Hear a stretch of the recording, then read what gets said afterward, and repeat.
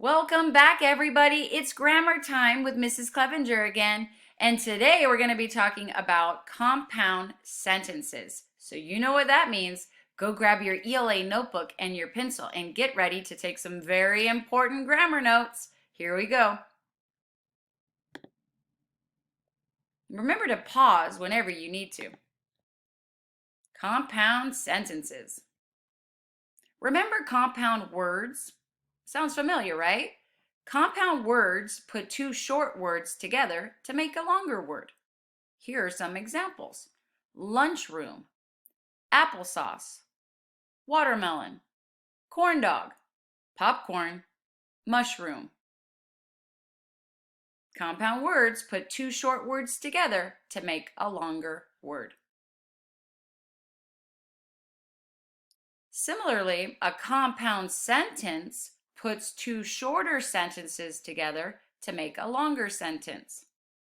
Sentence number 1. A mushroom sprouted in the cafeteria Friday. Sentence 2. It smelled like bubblegum. Here's an example of putting them together to create a compound sentence. A mushroom sprouted in the cafeteria Friday, comma, and it smelled like bubblegum.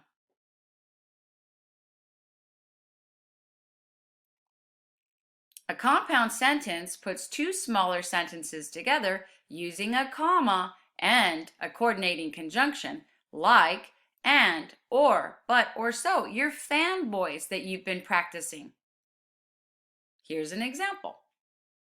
The mushroom was weird, but the fairies who flew out of it were even weirder.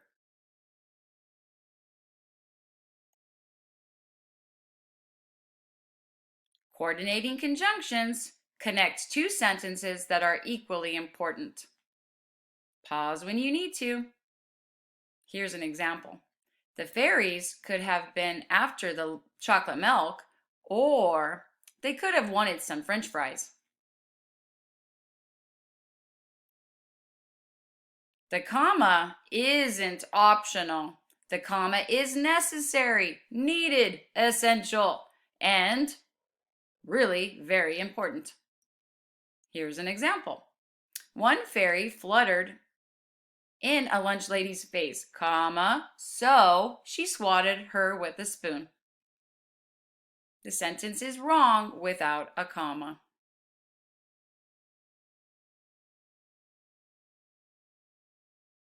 Choosing the right conjunction can be a little bit tricky, so there's some rules. You're going to want to write these down. The conjunction and connects two equal things that both happen. For example, the fairy dodged the spoon and she wrinkled her little forehead. She waved her tiny wand and a shower of sparks turned the lunch lady purple. So remember, the conjunction and connects two equal things that both happen. The conjunction but shows contrast. It connects two equal things, but the second one is a little surprising. Here's an example. The purple lunch lady screamed, but the children didn't notice. If your lunch lady turned purple and screamed, wouldn't you notice? It's a little surprising that they didn't. The conjunction so shows cause and effect. It connects two equal things, but the first one causes the second. Here's an example. The mushroom in the middle of the cafeteria started to wiggle, so the students' attention was riveted on it instead of the lunch lady.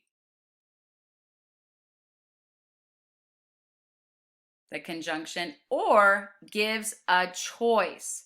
It connects two equal things, but you have to choose between them.